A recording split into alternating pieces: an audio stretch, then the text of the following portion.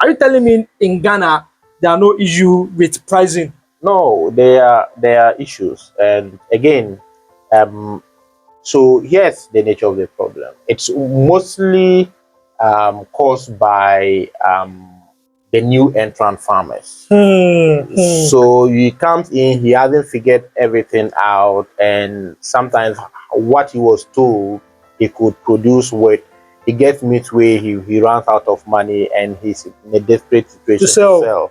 And at that point in time, he does not have any grounding, and therefore any amount that the buyer offers them, they take it.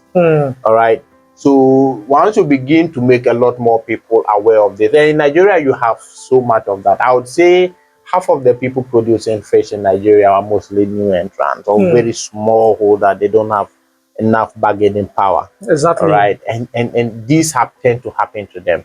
So if they had people who knew what they were doing and then they were following the lead, that was what happened. In Ghana, we had same. We've always, on our farmer platforms, we fight a lot, we quarrel, and then we blame the middlemen and all those things.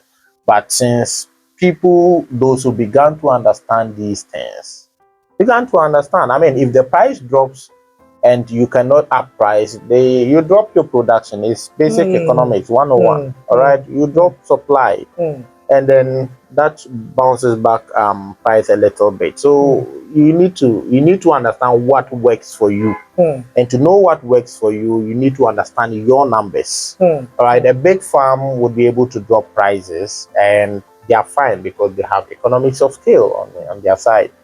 So understand your numbers. That is the very good starting point. And the other thing is, if you understood your numbers, it's easy for you to turn up and ask me, John, what is your GP margin when you do a cycle? Okay. And I can tell you, okay, I get maybe what 45%. Then you ask another person, he tells you I get 38 to 42. You ask another person and he says he gets 40 to 50.